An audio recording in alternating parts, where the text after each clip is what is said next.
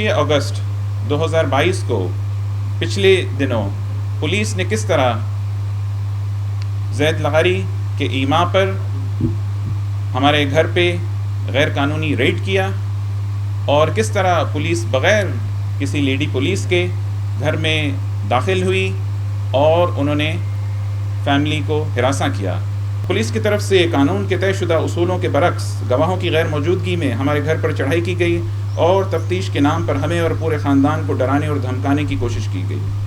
ملک کی اعلیٰ عدالتوں نے کئی بار اپنے فیصلوں میں یہ بات دہرائی ہے کہ صرف FIR کے داخل ہونے سے کوئی مجرم نہیں بن جاتا، جب تک ٹھوس شواہد موجود نہ ہوں تب تک پولیس کسی کو گرفتار نہیں کر سکتی۔ پولیس نے چادر اور چار دیواری کے تقدس کو پامال کیا، بغیر وارنٹ، بغیر وردی اور بغیر لیڈی پولیس اہلکاروں کے گھر میں داخل ہوئی، بزرگوں، خواتین اور بچوں سے بدتمیزی کی اور ہراساں کیا۔ بالفرض اگر FIR کا اندراج کر بھی لیا گیا تھا تو پولیس کو چاہیے تھا کہ پہلے تحقیقات مکمل کرتے۔ فوری FIR کا اندراج جو بقول FIR کے 4:30 بجے شام کو کی گئی۔ پولیس کی جانب سے اس تمام عمل کو ایسے ظاہر کیا گیا جیسے کسی دہشت گرد کو گرفتار کرنے کے لیے کیا جاتا ہے۔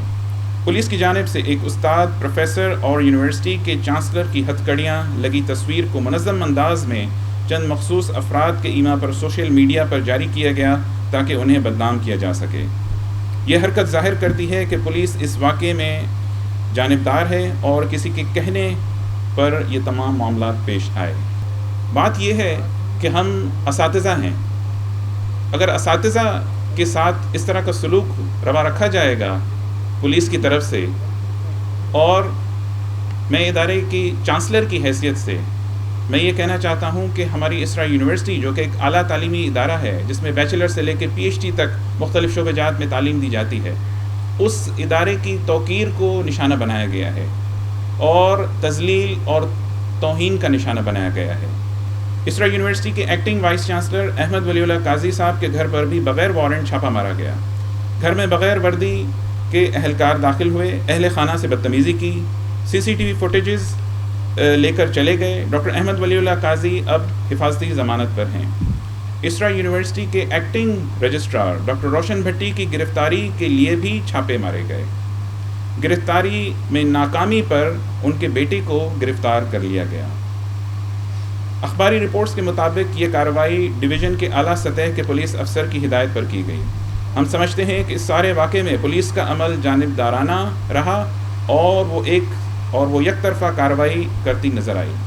لہٰذا ہم وزیر اعظم پاکستان، وزیر اعلیٰ سندھ، وفاقی وزیر داخلہ، صوبائی وزیر داخلہ، chief justice of Pakistan, chief justice of Sindh اور IG سندھ سے مطالبہ کرتے ہیں کہ اس واقعے کی صاف اور شفاف تحقیقات کرائی جائیں۔ اس کے لیے ایک GIT تشکیل دی جائے جس میں بشمول ISI اور MI کے نمائندے بھی شامل ہوں تاکہ دودھ کا دودھ اور پانی کا پانی ہو سکے۔ کورٹ نے مجھے تسلیم کیا ہے ایز اے چانسلر سوٹ 3058 میں 2021 میں، اور نذیر لغاری کو مداخلت کرنے سے روکا ہے اسرا یونیورسٹی کے معاملات میں، اور ہمارے جو تعینات کیے ہوئے ایکٹنگ وائس چانسلر اور ہمارے جو ایکٹنگ رجسٹرار اور کنٹرولر ہیں وہی ایکچولی آتھرائزڈ ہیں ڈگریز ایشو کرنے کے لیے۔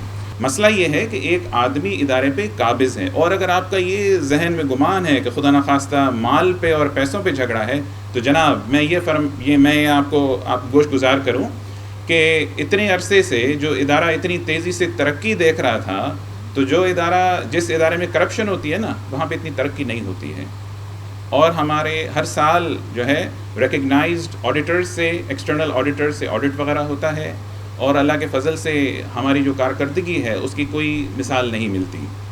تو باقی نذیر لغاری صاحب جب سے آئے ہیں تو ان کی کارکردگی بھی آپ کے سامنے ہے کہ کس طرح سے جرائم پیشہ افراد اس وقت حیدرآباد کیمپس پہ مسلط ہیں، اور آئے دن خواتین کو ہراساں کیا جاتا ہے، پیسوں کی لوٹ مار لگی ہوئی ہے، کرپشن کا بازار گرم ہے۔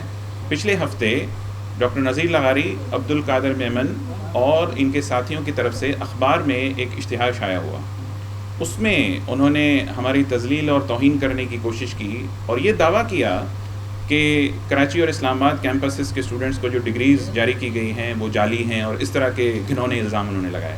ہم نے یہ جو نوٹس تھا اس کو کورٹ میں چیلنج کیا اور کورٹ نے ہمیں ریلیف دی ہے۔